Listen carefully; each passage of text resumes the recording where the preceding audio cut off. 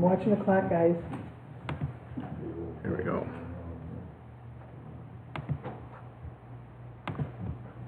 Are you up and running, Brad? Yes, we should be.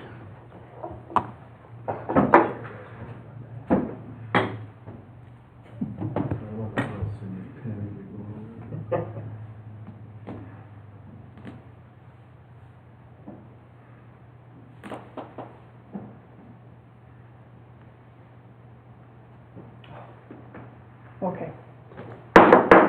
Ladies and gentlemen, I'm going to call the Village of Vernon Village Board and Plan Commission meeting to order. Today is Wednesday, June 12th at 6 p.m. We're at the Vernon Village Hall. Would you please rise for the Pledge of Allegiance and a moment of silence?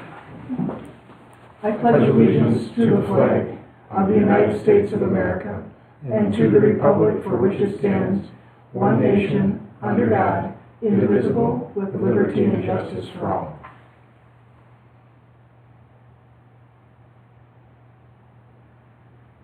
Thank you all. Fred, would you mind doing open meeting compliance? Well, first roll call and then open meeting compliance. Sure. President Chu? I'm here. Trustee Pecca? Here. Trustee Finch is excused. Trustee Newman? Here. Trustee Millies? Here. Commissioner Nowak? Here. Commissioner Rinaldi? Here. Commissioner Alex? Here. This meeting was noticed and posted according to law. We'll also note for the record the astute village zoning administrator and planner is here also.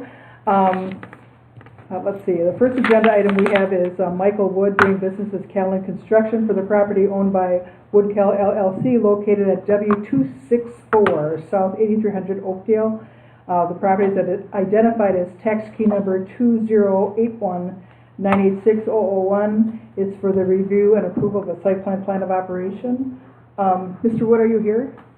No, he's not. He's not. Do we have a representative though? Yes, I work for Callan Construction. Oh, okay. You want to take a seat up here, guys? And Sure. You want to take a lead seat? and if you don't have to give your address, but if you could identify yourself so we have it for the minutes, just in case you do something wrong, we know who. I'm Steve Trzynski with Callan Construction, production manager, sorry. And I'm Reggie Peters with Lumber Electric, in place of Joe Young, also with Lumber Electric, representing Callan Construction for their new sign. Reggie, what was your last name? Peters? Peters. Peters. Perfect. Okay. What we're going to do is Sean's going to give an overview of the site plan of operation, and then what we'll do is we'll turn it over to you to see if Sean missed anything in his presentation, and then we'll open up to questions for the Village Board and Plan Commission. Real informal.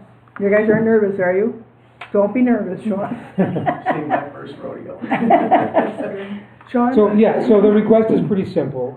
Back in 2018, the site plan of operation was approved for Callan Construction to use the property for an office, warehouse, showroom for home remodeling materials and so on, windows, doors, that kind of thing.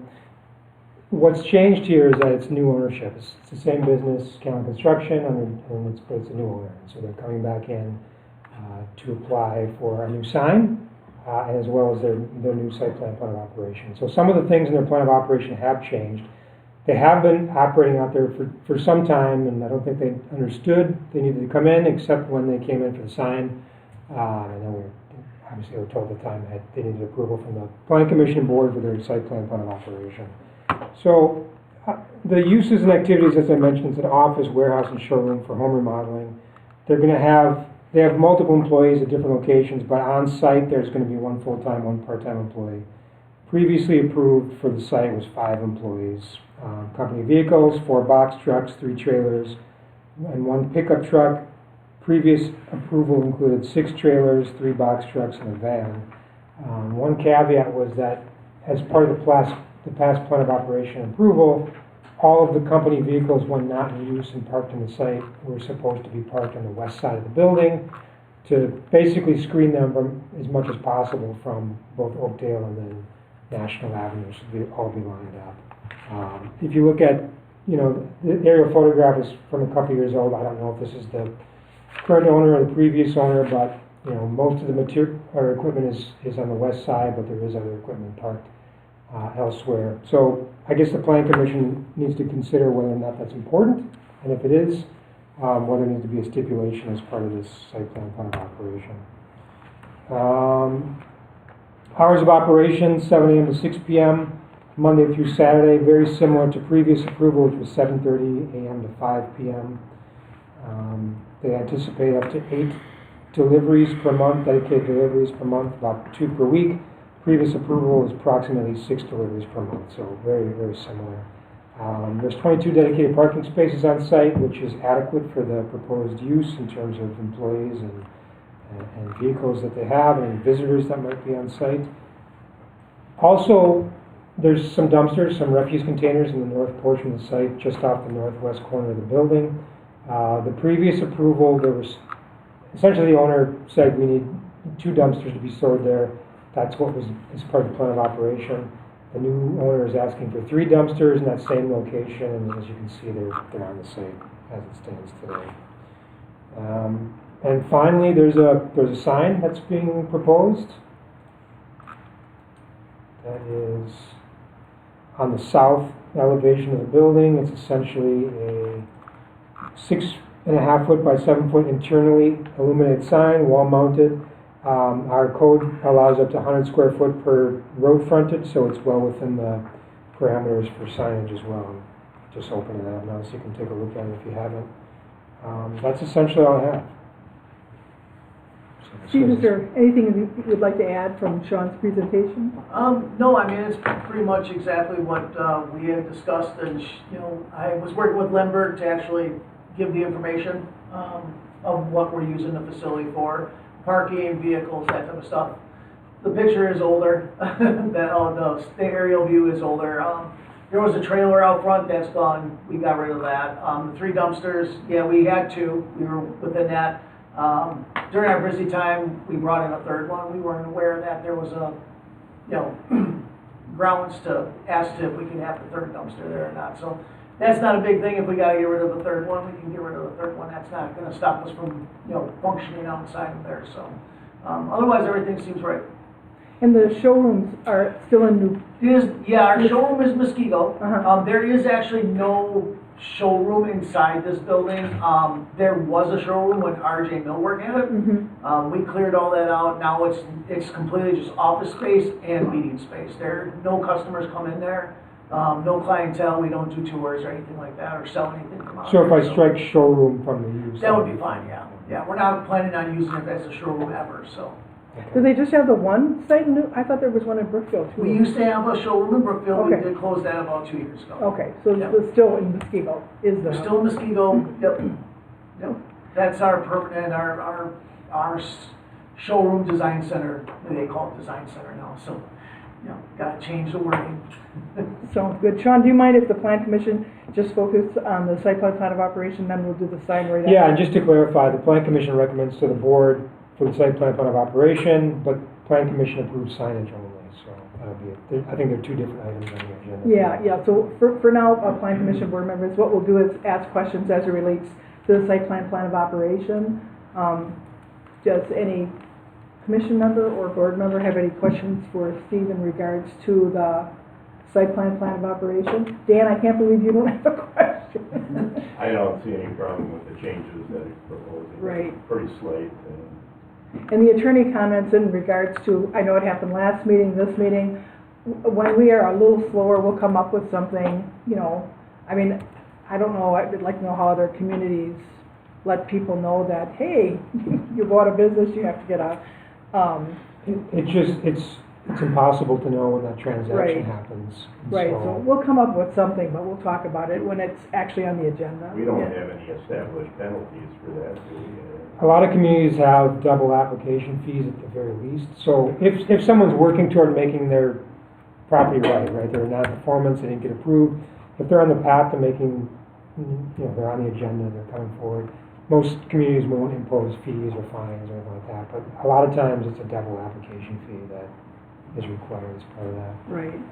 But I mean, we'll talk about that, not this business, but the idea at a different time, because it's really not on the agenda. The agenda is just the site plan of operation. And Steve, how long have you been there? Because... At this facility? Yeah, did you take over? Oh boy, 8 years, Oh, 6 years. I haven't Well, that was had, 2018, that was the Was it original. 2018? Yeah, that was the original approval, so that was 6 years ago. 6 years But the ago. new ownership was as of when? Mike bought the company last year. okay. So about a year ago is when he took over, ownership. He bought it from Phil purchased it from Phil Callen. Are there any issues with maintaining the fact that the company vehicles when on use have to be parked on the west side of the building? No, we can make arrangements for that. That's not a problem. Yeah, we can move everything over on that side. And Steve, did you get a copy of the planner's comments for tonight's meeting? I don't think I did. I believe we sent it over, but I apologize. I don't think I did. But I might have. I honestly, I couldn't tell you. What Sean kind of does is he does a history of the property, and then he, points out planning and zoning issues, and then, replicates your site plan of operation. Yeah, essentially everything I talked about Right. tonight. Yeah, hold on. Might have a copy of So if there's no questions from the plan commissioner board, I would look for a motion of recommendation from the plan commission to the village board to approve the site plan of operation for Michael Wood doing business as Callan Construction as stated in the planner's comments dated June 12th, 2024. The 14, is it 14 comments, Sean? I didn't. If you say 14. so, 14. Yep, 14. I will so move. Is there a second to the motion? Second. Second by, the motion was made by Commissioner Nowak, second by Commissioner Rinaldi. Discussion from the plan commission? Just one quick question. So it was Callan and Callan, but it went Callan, previous owner's name, and Callan, DBA Callan, and now we're putting the new owner to it. The reason I bring that up is, are we able to have this Callan with a personal representative? So, I mean, that shouldn't really, if it's Callan and Callan, it's just Callan and Joe Smith, and now it's Callan and Well, this would be Michael Wood doing business as Callan Construction, so that's. yeah, so if Michael Wood were to sell Callan Construction to Joe Smith would then have to come in, because I know like with Edgewood, it was Edgewood LLC, so, and then they had a registered agent. So the registered agent doesn't change, the operations don't change, nothing on here would have to change. If Michael Wood would still be affiliated with the business at some point, then probably not. it. Yeah, we don't have an agent. I know what you're saying, like, so we don't have an agent. Mike's the owner. If he were to sell it, I believe that what you're asking is, yes, I think you would have to have transfer of ownership again, like we're doing now for Mike Wood. Part of it, Mike, is that when someone buys a property and hasn't been operating, that they come in and they're fully aware of the rules, and there's always going to be some slight change in operation that we want to know about, and let them know if they're able to do that or not. So, Right. but yeah, if it's called Callan yesterday and called Callan today, the only difference is whoever the agent would be or the representative would be. But there's small changes. I mean, nothing. This is small significant. changes, but yeah, The there's some changes. dumpster, I mean, right. smaller. Further discussion from the commission? Did we do anything about the 2 versus 3 dumpsters? Well, they're asking for 3. It's in my staff report is 3, right? So What's the difference? they're all tucked away at the Between north the end. other- It's probably less of a fire hazard too, Oh, I mean, Right. right. Yeah, there's obviously room for 3. So. Yes, there's room for 3. We can actually, it's about 4 feet between the building and that third dumpster. And there's no hazardous material on it. It's all construction debris. Yeah. Further discussion from the plan commission? Hearing none, all in favor of the motion signify by saying aye. Aye. Opposed? Motion carried unanimously. Is there a motion from the village board to concur with the plan commission's recommendation of approval? I have that motion made by trustee Newman. Is there a second to the motion? Second. Second by trustee Millies. Discussion from the village board. Discussion, hearing none, all in favor of the motion signify by saying aye. Aye. Opposed? Motion carried unanimously. Let's see, now we're gonna do the sign now, Sean? Plan Is there- commission signage, yeah.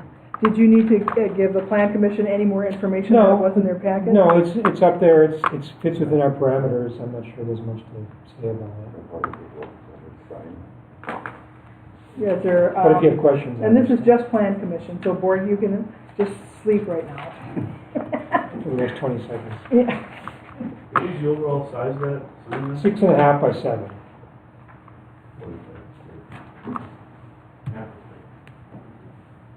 Richard, I'm sorry, is there anything you wanted to add or give the plan commission? No, nothing additionally, if you guys have questions, but Sean covered it. Okay, sounds good. Is there a motion from the plan commission to approve the the signage as presented to the plan commission on June 12, 2024? I'll make that motion. Is there a second to the motion? Second. I have a motion made by Commissioner Rinaldi, seconded by Commissioner Nowak in regards to approval of the signage for Callan Construction, Callan Construction. Discussion from the plan commission? Discussion, hearing none, all in favor of the motion signify by saying aye. Aye. Opposed? Motion carried. You're done.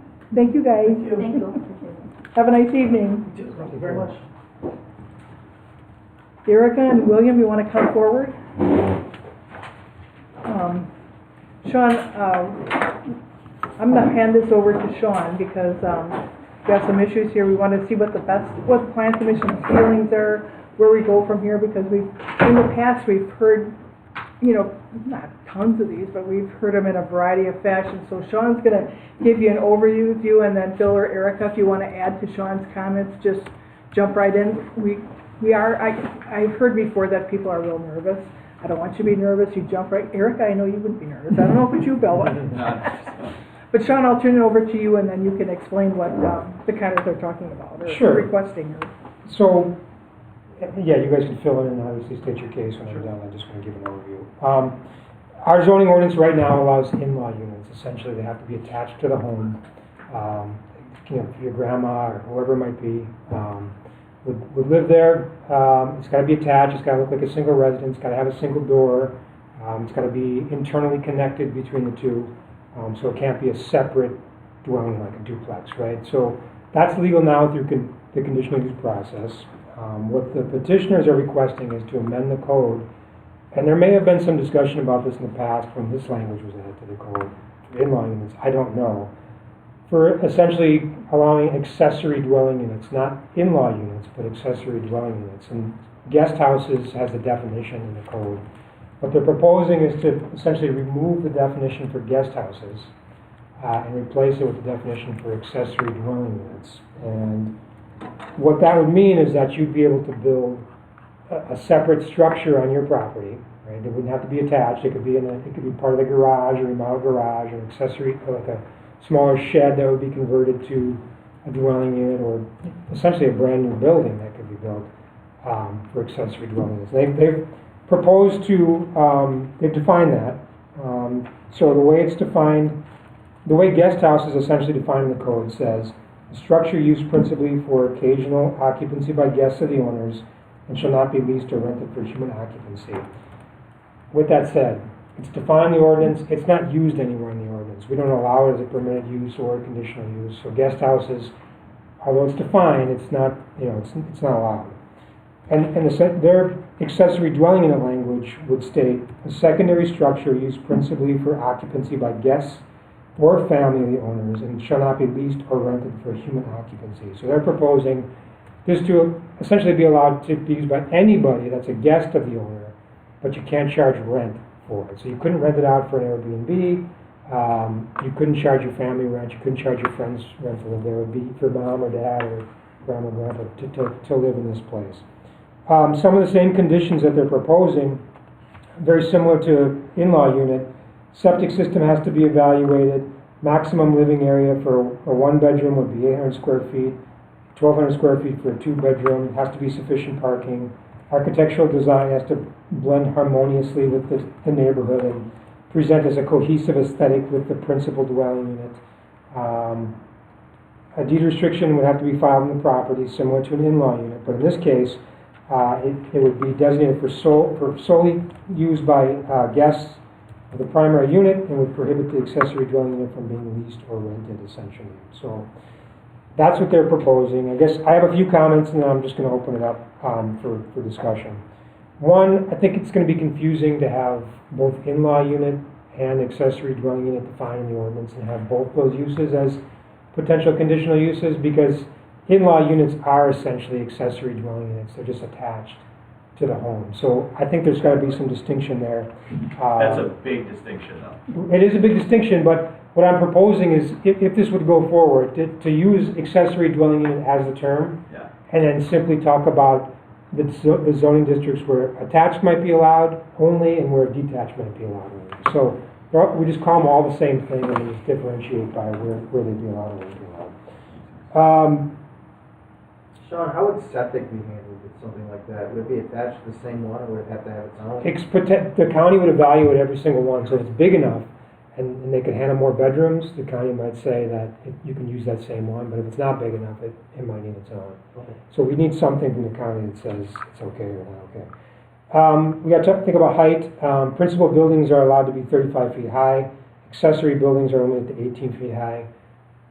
All these are accessory to the principal use. We have to make sure we define it in such a way that if 18 feet is good enough, let's leave it at 18 feet, but there might be need for some wiggle room in there to go higher. The petitioners are proposing this would be allowed in RRD5, the Rural Residential District, in any district where larger minimum lot sizes are required. The RRD5 district, as most of you know, is the gross density is 1 unit per 5 acres, but lot sizes are allowed to be as small as 1 acre. So that would essentially allow this to be in anything, in any ag district, any residential district, and everything but R2 and R3. So there might need to be some more thought put into that. When we originally put that in, we thought everything was, RRD5 was a minimum of 5. Gotcha. Which is why we. Gotcha. And so we could bump that up to anything 5 acres or larger potentially. And then in the zoning matrix, the changes to the zoning matrix, that's where we list all our permitted and conditional uses. They have it listed as an A accessory use. While it is an accessory use, it would need to be listed as a C conditional use, if that's what it ends up being. So that's all I have for comments on it. I guess what I'd ask the Plan Commission to consider, one, is whether or not the idea of these separate standalone accessory dwelling units is something that you want to see. And if so, is it a conditional use or permitted use? We can have the same restrictions whether it's either, but a conditional use requires a public hearing to be approved. What those appropriate conditions might be, and then if we go forward, whether village staff or the applicant would draft potential changes to the language. If it's me, that might be something that the board is going to be putting the bill for versus the applicant. So that's all I got. And John did say, in talking about this, we're not talking specifically No about property. Yeah, right. So you mentioned a 5 acre property, but because this might become a conditional use, or could, we can't talk about any specific property outside of a public hearing. So. And I know I just have to state the Plan Commission for years has been in favor of, doing the in-law units. I don't know how it ever was approved, but I know on Edgewood Avenue, we have a mother-in-law unit above the garage.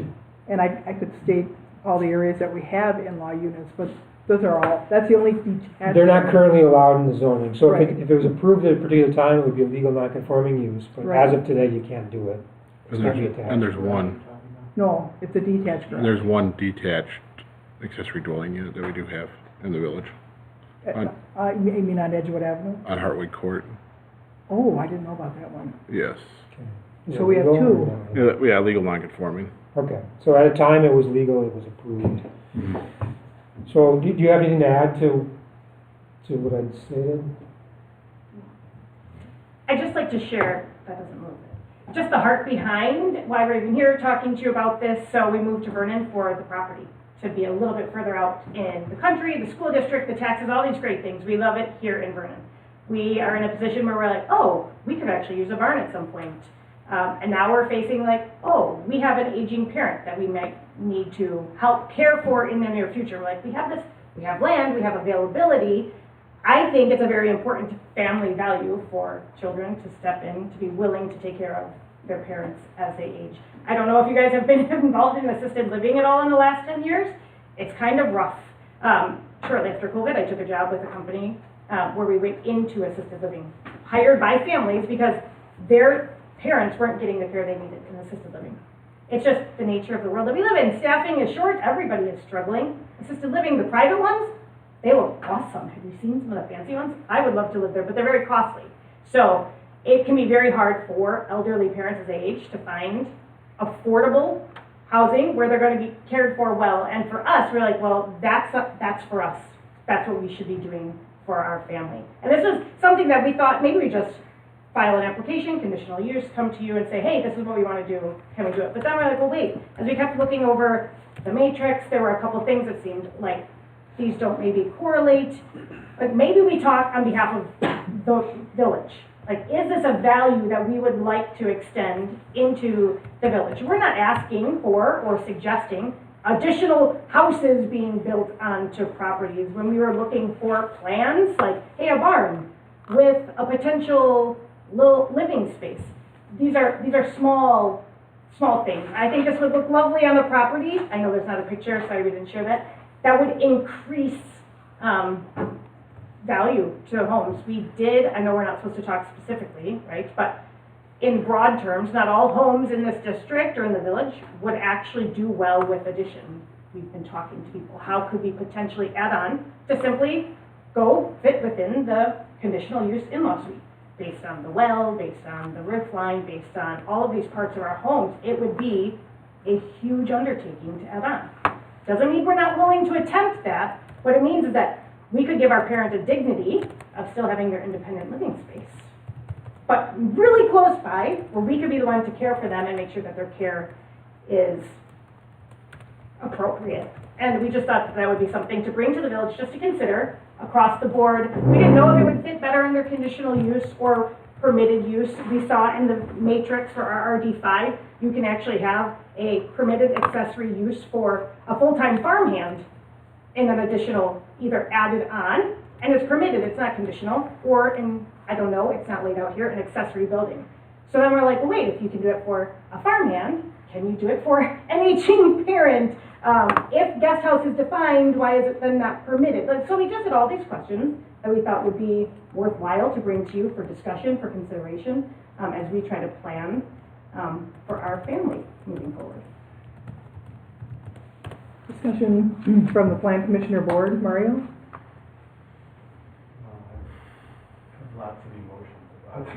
Mario, could you speak into your Do you need to microphone? be emotional or invoke emotion? Well, it's, Mario, could you speak into your microphone so yeah. people can hear you? I'm empathetic to the scenario you bring up more than you might imagine. But I'm really trying to think, about all the possibilities. Mm-hmm. Not everyone is going to be in your situation that might want to take advantage of something like this. And so, to me, it's a big gulp. It's not a 5-second, here's my reaction. So, I'm processing, trying to think of all the possibilities. To clarify what Sean did present in the proposal that we wrote, it took all of the in-law suite language and added it here. It's deed restricted, like this is for just a family member when they pass, that is then removed. So it's in line with what is currently in place for in-law suites, just trying to say instead of attaching it to a house, allowing for. I saw the markup, I remember reading that, but it's going to be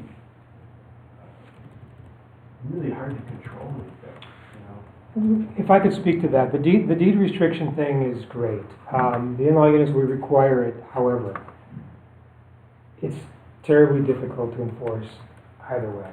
I mean, when this changes hands and you sell your property or whatever it is, and someone doesn't even know there's a conditional use on it for this, even if it's recording the property, it might even come up in title search and everything else, and they figure, hey, I don't have a grandparent to rent this to, or not to rent to, but have stay, but, my buddy needs a place to stay, and so this is perfect above the barn for him to be able to stay, and unless someone complains about it, no one ever knows. So it's the good intentions, it's the good intentions, but you just don't know. On that note, though, I can do that still, as long as it's attached.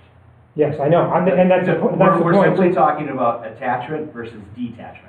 So everything you're bringing up is a concern for detachment. That's correct. Because everybody can do it with attachment. And what I would say is, and I know it gets into our property, but a lot of other people have properties like this, in order to add on the way we would need to, it would almost reduce the value of our property just with how goofy and wonky the house is gonna look compared to being able to move it off to the side. But anyone who's looked at lake property in their lifetime has seen what it looks like when you glue on another section. But Sure.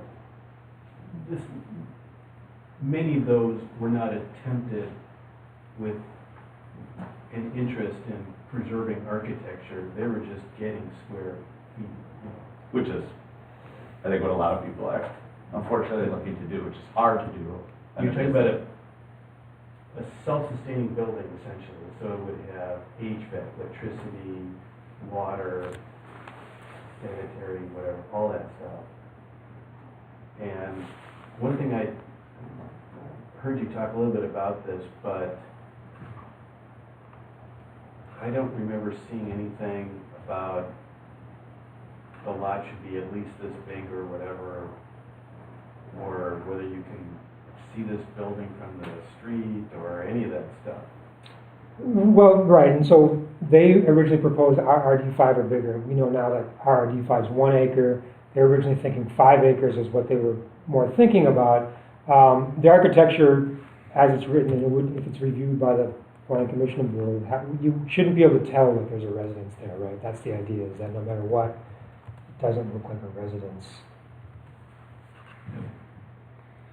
Would it be fair to state that even animal barns contain electricity, septic, and water? So depending on the proximity of an accessory dwelling unit, it can be tied in or it can have its own. Waukesha County Land Use, when we started this whole process, I did call and check, like, hey, I was told this is the first step, so yes, you call and they tell you if you can or if you can't. So that's easily controlled by the county. This is a big step to Yeah. go from attached to detached. It just is, and I work for a number of communities, and we've talked about this in every single one of them. And it hasn't passed in any of them because they're all very leery about the ramifications of it. If you go to Madison or Milwaukee or some of the big cities, this is a permitted thing. Like, you can just do it by right. They allow you to build accessory dwelling units, and part of that is affordable housing. Part of that is, caring for your family, all these things. But when you get to places like Vernon in Waukesha County, it's a lot tougher sell. It just is, because everyone is worried about it opening up a can of worms. I like the idea, and I don't think we need to necessarily restrict it to 5 acres. I think 3 or 4 will be fine. It's just the enforcement thing that bothers me, is if we don't have a way to enforce it, then, how do we really proceed? We don't, and one of the places that we work for, I was at a meeting a couple months ago. There was an accessory dwelling unit. They actually didn't even allow it, but she was using it as an accessory dwelling unit. It was a shed. She converted it as a shed. Nobody knew it was there for a long, long time. The neighbors finally complained and found out she was using it as a bed and breakfast as well. And so, not that you guys are going to do this, but there will be owners of these properties that are going to do whatever they want with it.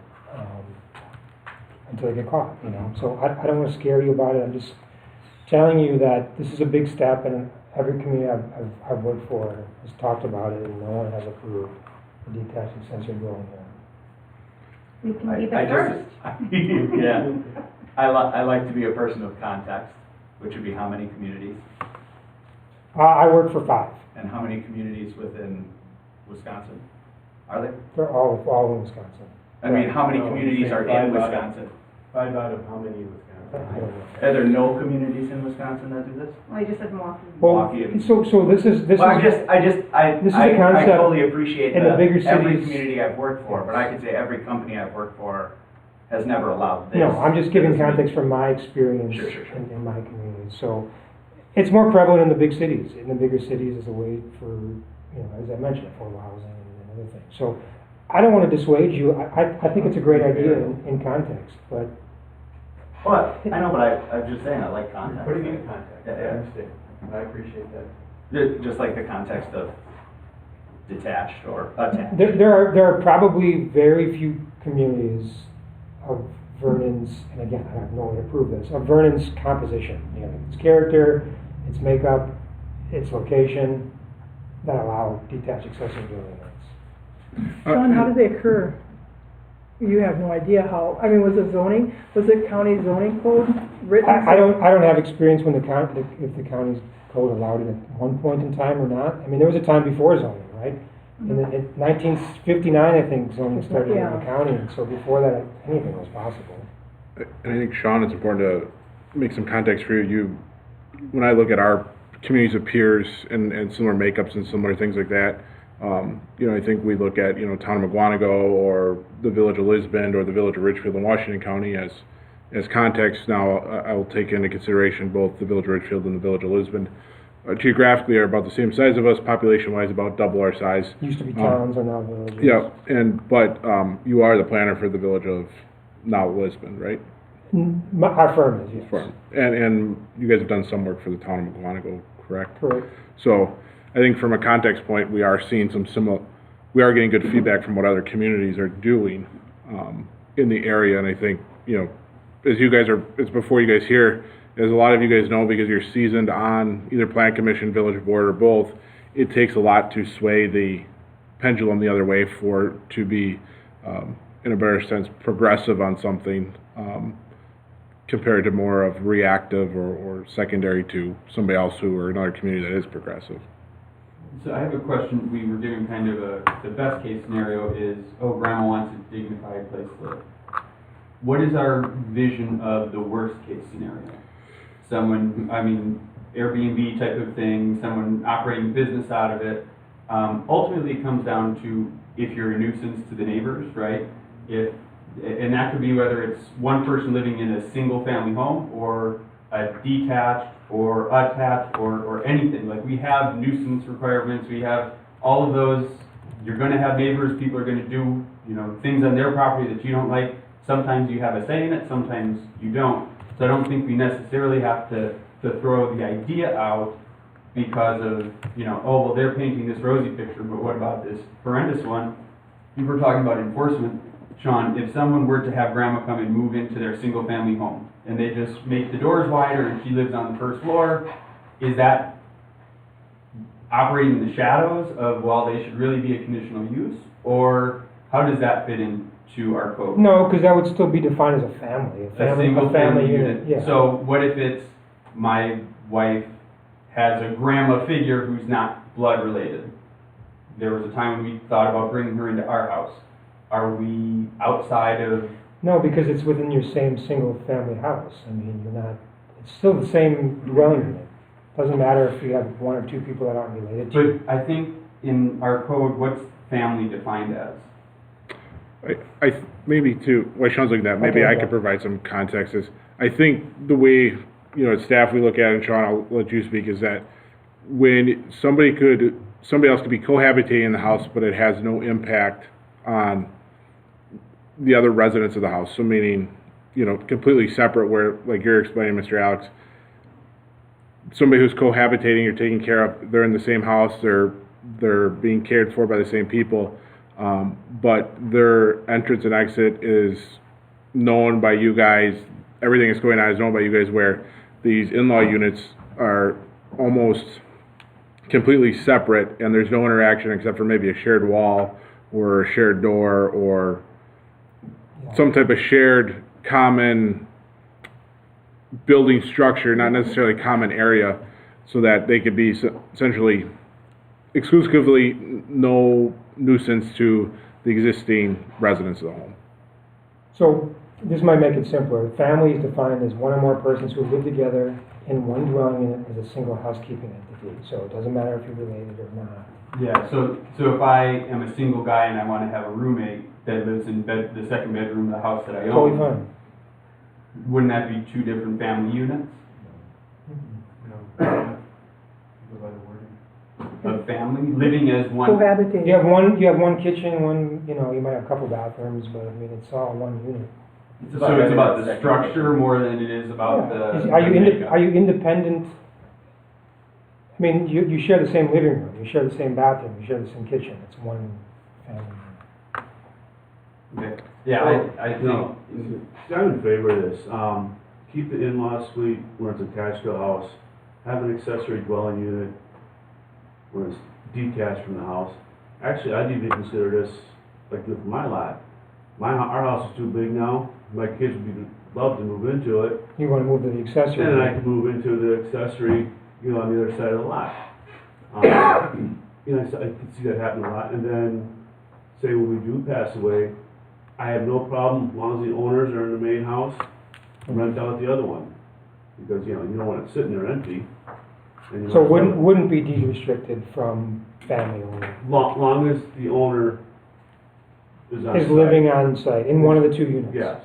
That's a good way of putting it, I like that.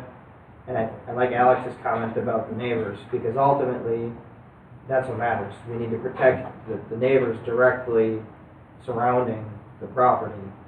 Otherwise, it doesn't really affect anybody. But it would be about how would you protect those neighbors? What do we use as an enforcement? Because I think it'd be impossible to draw a line and say, all right, where is family? Because there are people who aren't related to me by blood that I consider family as well. You know, There's not really an effective way to draw a line there. You know, subdivisions have the same problem with a current homeowner who's not taking care of their property, and there's no recourse. Right. You know, nothing you can do about it. You know, so it's like, as long as the owner's on present, hopefully they'll be responsible for what's going on in the second unit, In theory, yeah. in theory. But at the same time, I mean, follow local ordinances, what if there's junk outside or something, you know, we can do something about it, but other than that, it's hard to do anything. If you did it as a conditional use, and you had a time frame, you know how we have conditional uses for businesses, and they come back every 2 years, whatever. And, you know, all of a sudden there's a bunch of neighbor complaints for whatever reason, noise. They're lighting off fireworks all the time, and something like that.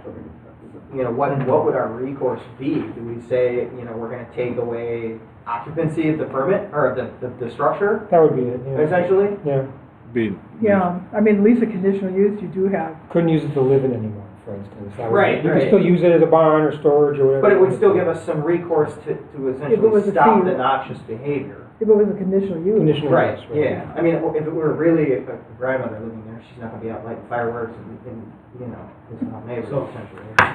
So the 1,000 square foot living area, that is separate, so you got a 1,000-foot garage, then you have another 1,000-foot living area? Yeah, and this would just be the living area So you have itself. a bigger Yeah. barn or I think something they're attached proposing to it. 800 for one bedroom and Yeah. 1,200 for two bedrooms. Would this be considered an accessory structure then, to part of the two accessory structures that a property gets? That's a good question. I think it would.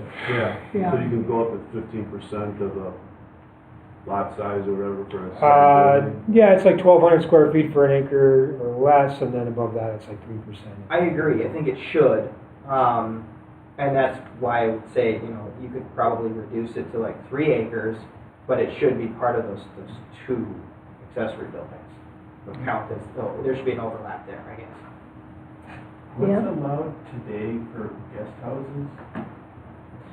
Nothing's allowed for guest houses. It's defined, but it's not allowed anywhere. I'm not sure why it was defined. It probably came from the county code. Yeah, and like I said, the only one that I'm aware of that has a truly detached accessory dwelling unit that we currently have in the village that's grandfathered in is on Hartway Court.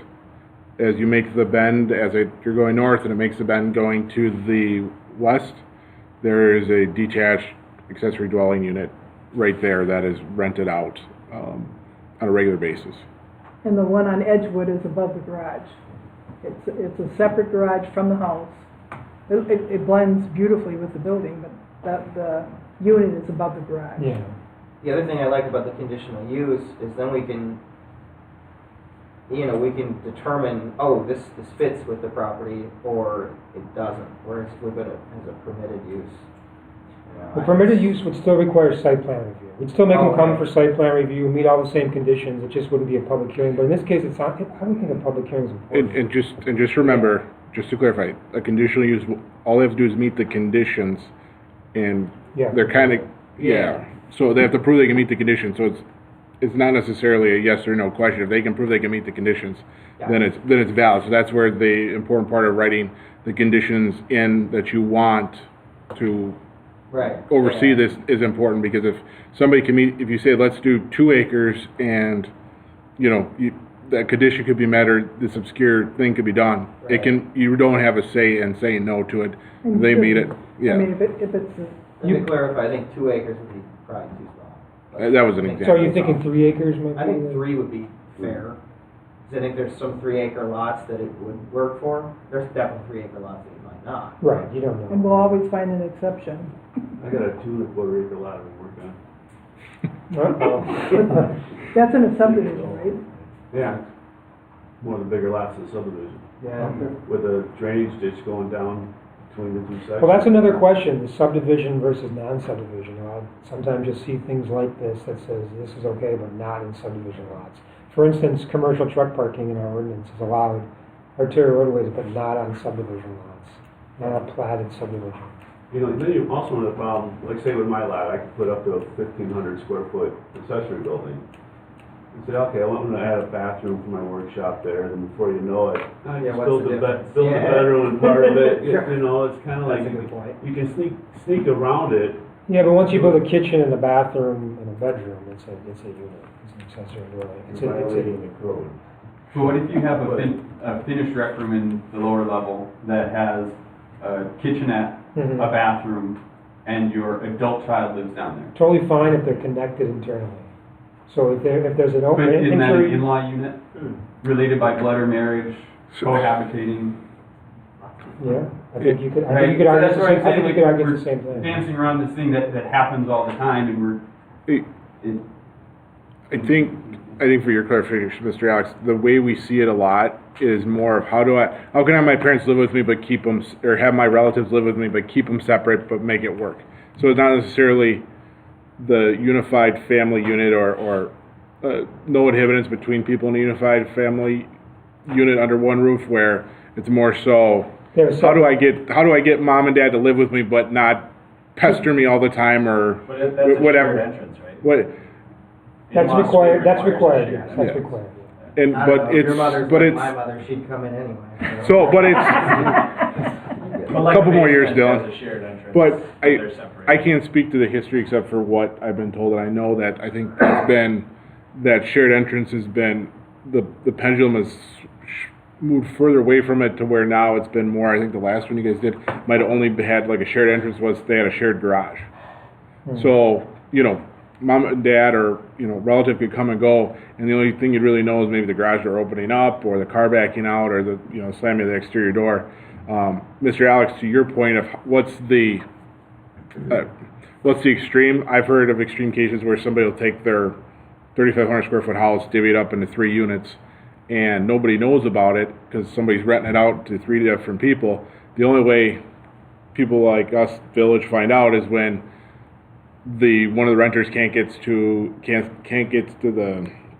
the electro box because the breaker flipped, or They didn't pull permits to yeah, do all this work. all this work, or well, I mean, it's not even a legal use, but it usually comes into landlord-tenant issues more so than I got a question. neighbors. Is there a way to make it, so that if there's a complaint, that it triggers an immediate review, or at the next plan commission, a review of the conditional use? I've never seen it written that specifically where it says one complaint triggers review. It's usually up to the plan commissioner board, their discretion to bring it in for review. So we could basically bring it to the, if there's a complaint, we could bring it to you guys and then you'd say, yeah, bring it in for. I want to go back to Mike's comment real quick, because we just dealt with that same exact issue about, hey, there's a kitchenette and a bathroom down here, and my mother-in-law is living down in the basement, kind of thing. When we were looking at accessory dwelling units in Windsor, and they basically decided that they were looking at attached or detached, and they said, well, it's perfectly legal to do exactly what you said, so we're not going to mess with any of it at all. If someone wants to do a kitchenette and a bathroom in the basement for somebody, then, and a bedroom down there, it's perfectly legal because it's not independent. There's internal connections, exactly as we have it described as an in-law unit in our ordinance, as a conditional use. They're saying it's permitted use, it's always been permitted, it's nothing to worry about, so. And that's kind of where I come down. I like your idea of, I'm for the idea of ADUs. I like the idea of calling it just an ADU, and then there's an attached and a detached wing where you can set different parameters for the different. So maybe below 3 acres is attached only, and above That's 3 not a acres, bad idea. 3 acres and above Right. is, you're allowed to go detached. Sean, have you seen any of the ordinances written by Milwaukee or Dane County? You said Windsor? Did they Windsor doesn't have one because they Okay. basically, we were looking at it and then we said, well, no, let's just allow it to be as it is. If someone wants to live with you and you want to put a kitchenette in for them. What's the definition of attached? I mean, like, if somebody runs. Shares a common wall, basically. Shares a common wall, alright. No tunnel. That would be, That's that would be an underground common wall.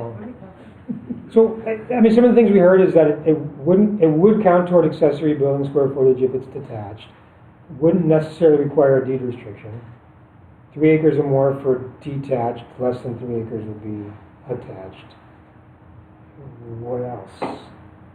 I think for the accessory building, we should, I mean, we just listened to one that was talking about a gazebo, a pole building, the house, and they wanted to put another, you know, if they would have had a shed on their property, all of a sudden now they've added up, and I think this goes into the bigger question that we talked about with accessory structures, accessory buildings, all of that. So I think we should have a carve out that says, hey, we're gonna look at something like the number or square footage of accessory buildings or number of buildings, but let's not pigeonhole ourselves to be told, oh yeah, that silo over there, that's a building.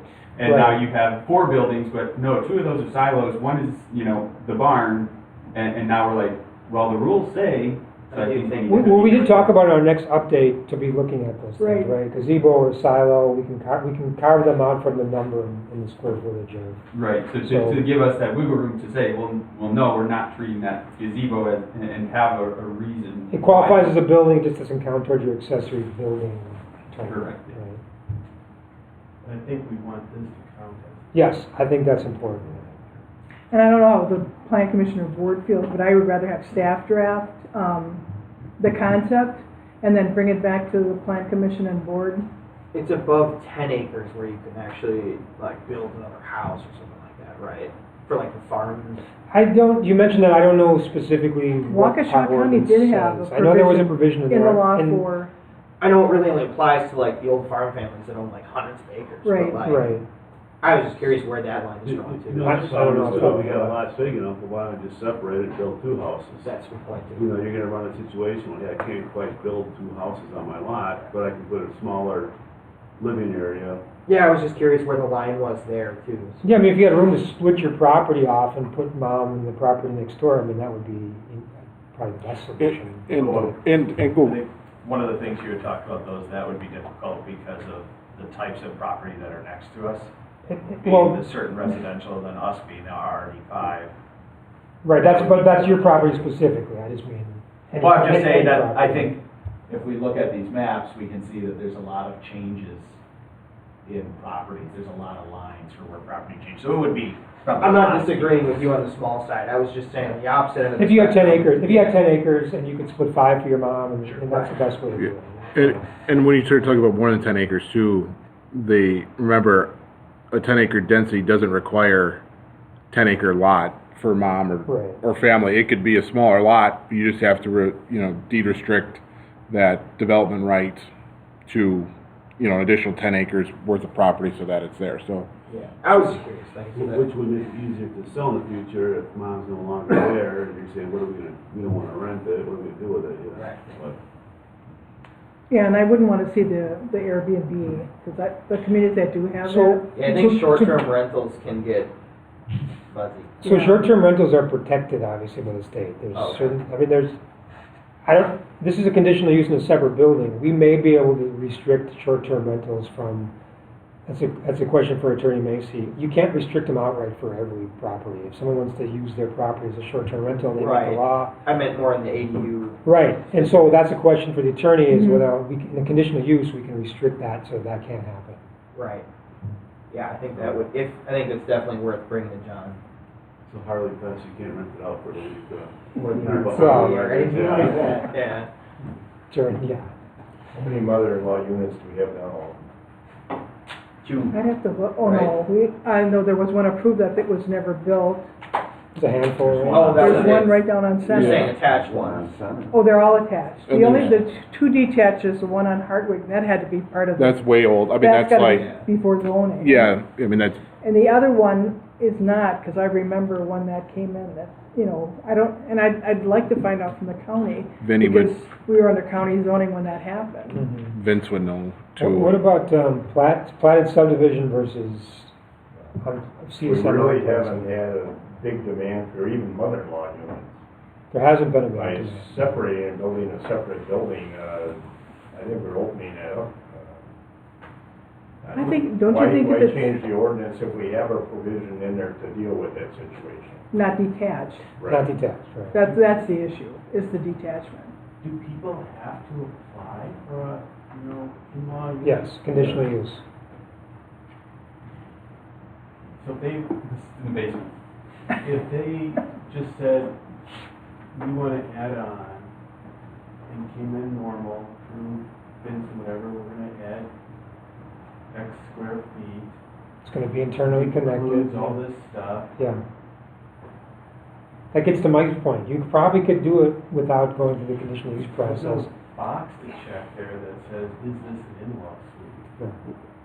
I know there's one on Artesian that's identical to what you're saying.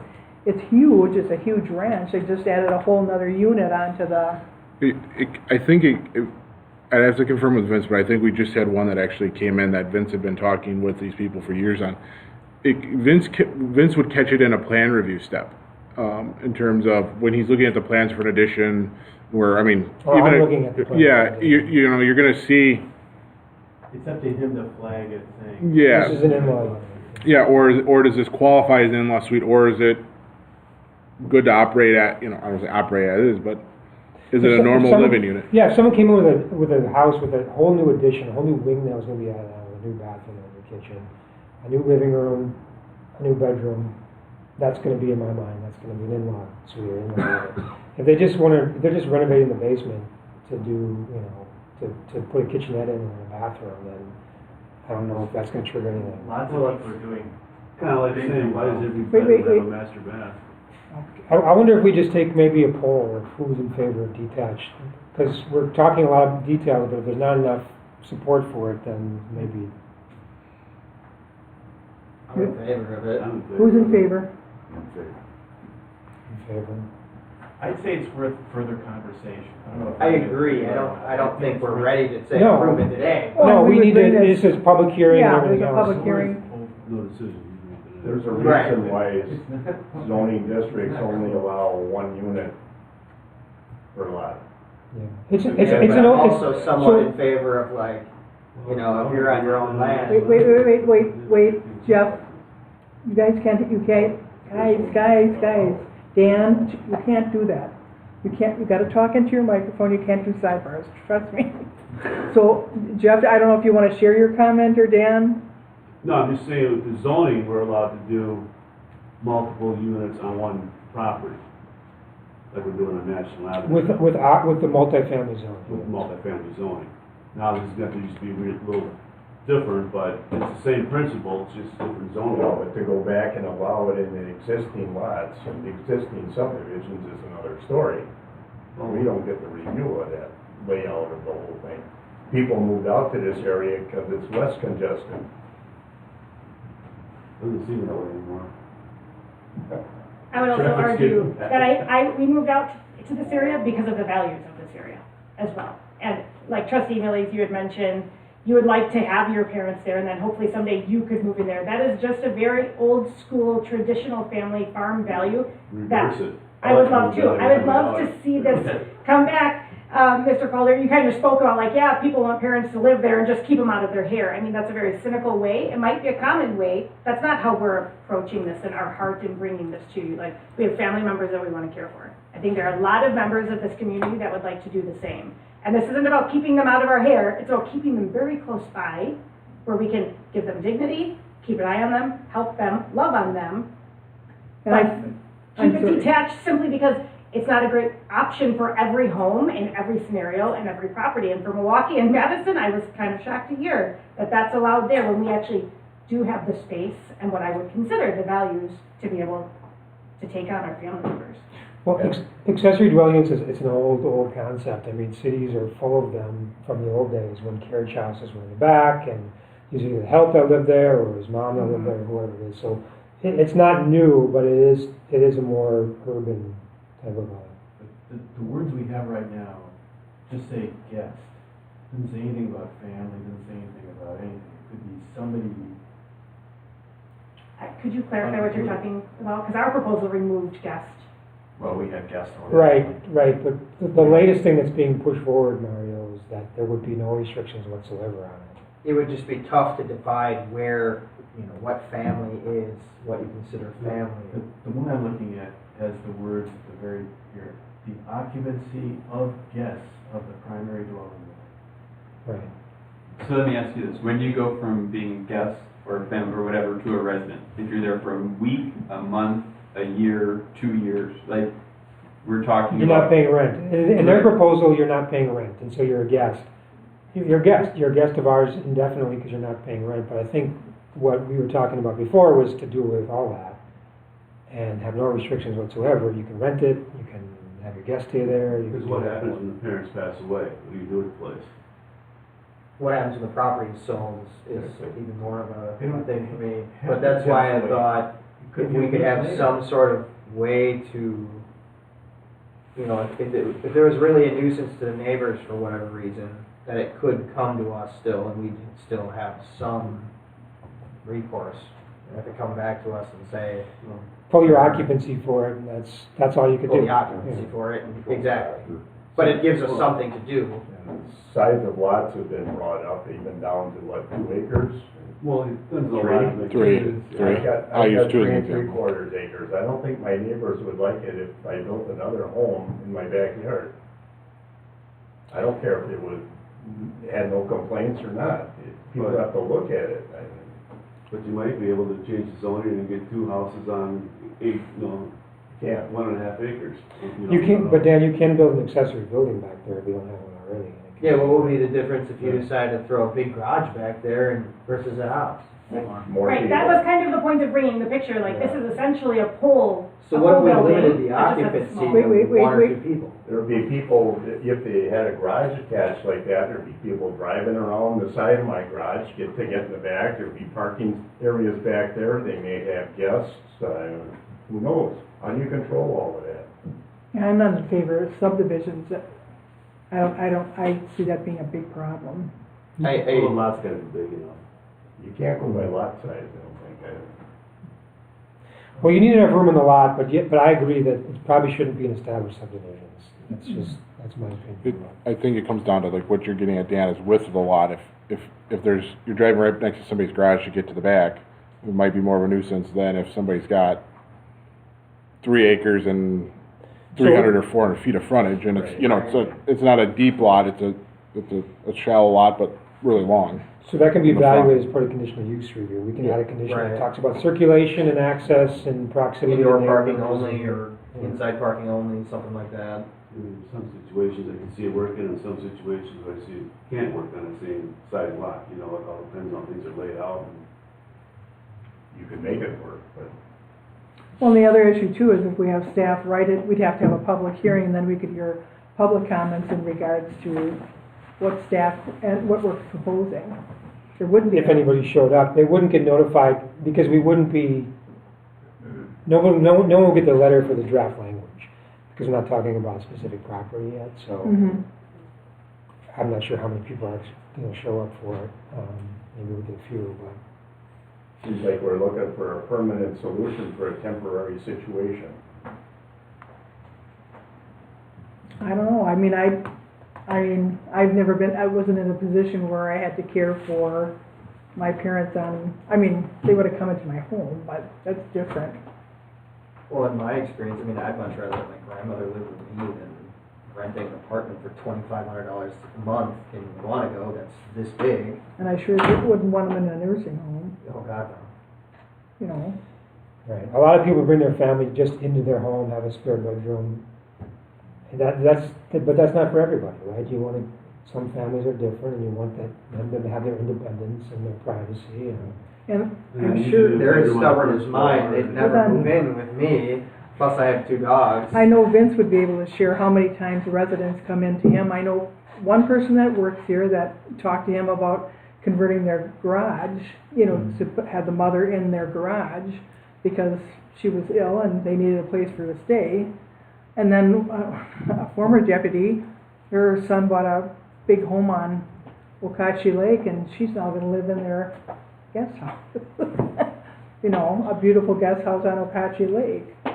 So they must be allowed somehow. There's a right way to do it, it's just, we gotta find out the guidelines we need to set. And there are on some of the lakes, I know the city of Pewaukee has some detached accessory units on lakes. Lauderdale Lakes has them too. Yeah, I mean, it goes back, It goes. Telling the Grange's attorney. it goes back to Sean's comment of you know, the old carriage houses and, you know, just accessory units, accessory structures that were already there, so. I'm getting the sense that most of you want to see the language or some proposed tuned up regulations on this, which. There definitely needs to be more thought on it, but. Do you think the next step would be to come back again conceptually before public hearing and Oh, talk yeah, about it? absolutely, yeah. I think it could come back to us two more times. Because I'd like to research other, I gotta think other about it ordinances more, I gotta sleep on it also. too, you know? Question? Yeah, I can take a look at. I'm thinking about the conditional use, maybe we had someone Callan Construction, they, you know, we know the properties are gonna sell and we're gonna have it go from one to the next. In-law units, I've listened to old Vernon, town of Vernon stuff when they're talking about in-law units. And they told the applicants, okay, yeah, if you cease using this, I think Mario mentioned, well, they could die next week. That the applicant was told, oh yeah, you'll have to get your property back to the condition that it was before getting your conditional use. I think that's ridiculous. We're not gonna tell someone to rip off part of their house that we just told them to build. I think that needs to be a big part of this, to be able to say, what's established now is, we've talked about in the past with other things, transferable, so that everybody understands that this isn't a temporary temporary change. This is something that the property is changing. We're resetting it to, this is what the property is now. I think, especially if we're going the detached building route, if we kind of follow the same path of, oh, well, now we need to restore it back to what it was, I think we all think that would be ridiculous to think we're tearing it down or even removing, well, you have to remove the residential part of it, the dwelling part of it. I'm not in favor of forcing that either. I So agree. I think we need to have language in there that, you know, when we talk about this two path, that the not requiring restoration back to the previous, you know, before conditional use state. That's what it says today. That's what it currently says for an in-law unit. It currently says you have to, once they pass away. I'm like, well, then why would anyone ever build this? if I didn't it write hasn't that for you. That But- can't, Because then it that, won't be enforced and then you're in your property. that was from the county. Take an excavator to the side of your house. And that probably comes from Mr. Alex, your example of somebody living in the basement, more like that, where we've seen the pendulum swing more to, you know, something that's almost, you know, sharing a common wall. You know, so it's the progressive state of getting there. So, you know, at the end of the day, you guys would have the ultimate authority to say, you do not have to restore it. I'm not, I don't know if it's here, but I'm seeing houses for sale with in-law suites. It's just like any other feature. If you look at the house on Center Drive, you'd never even know. Beautiful, beautiful dump. And that's the way it should be. Yeah, in fact, what I'll do is we'll get a list of, so that you guys can look at the The one with the properties. big pond. Yeah, yeah. That's that they- gorgeous. Yeah, I want my pond to look like that. yeah, it's a beautiful home. So is that, should we have Sean take a crack at it and then look at it the next point? Would you be able to draft something, Sean? Yeah, sure. I can do a little, Yeah, little more I'd say go research ahead. and draft something. I'd love to hear more about it. I'll share with you guys as well. Mr. Visconti, anything else you'd like to add? Anything? I just appreciate the conversation and Yeah, taking the time to hear our thoughts. Alrighty. Well, thank you, and come back next month. Plan Commission members, I just wanted to let you know that item number 7, I just wanted to let you know that John gave us a legal opinion that the conditional uses that were granted by the town and the county stand, and there's no reason to change them. So what I want to do is next month give you an updated conditional use list of things that are so old they need to be taken off or have no, well, I'd like to identify some of the ones that you have no control over what happens. They're so old, they're transferable, but I just want to let you know that'll be next month. But I also wanted to let you know, because my concern is anybody that's come here to change their conditional use, it's been extremely, extremely expensive for the person to do that. So, I just wanted to give you an update there. And then, what do we have next?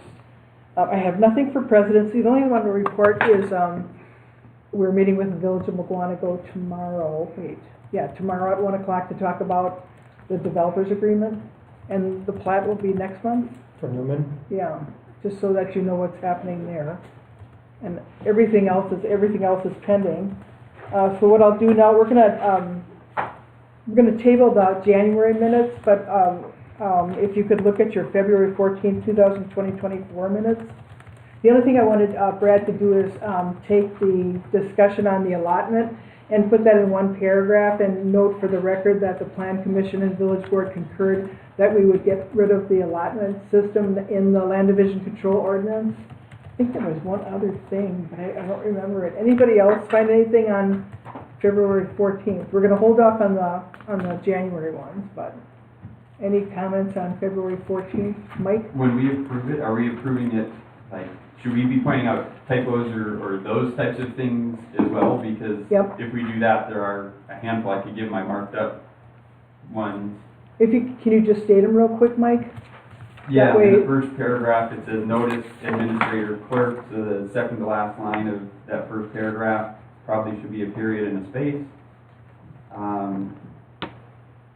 And let me know when to go to the next one. He's looking.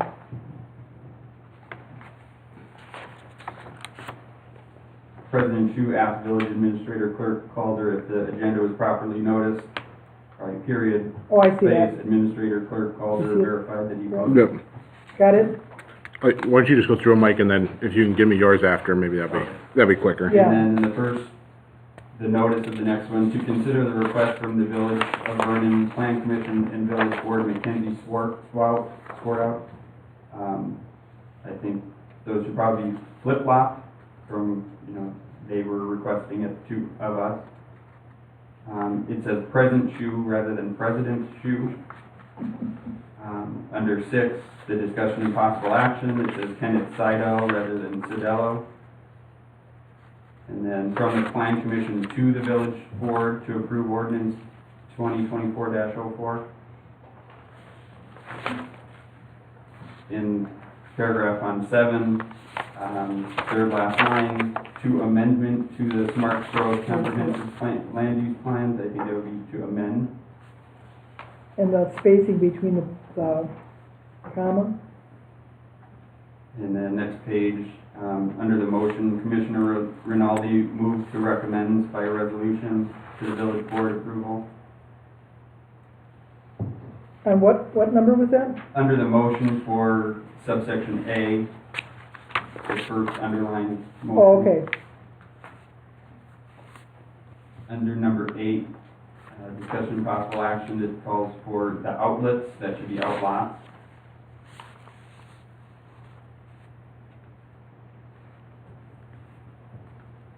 Got that?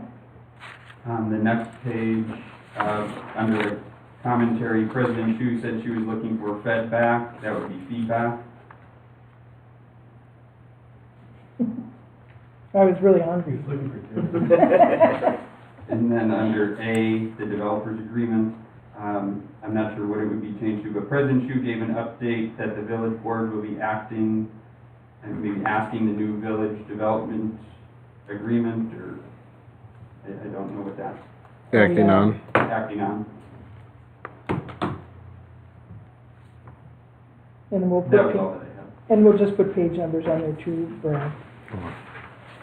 I'd make a motion to approve the February 14th, 2024 minutes with the corrections as stated by Commissioner Alex. This is a Plan Commission motion.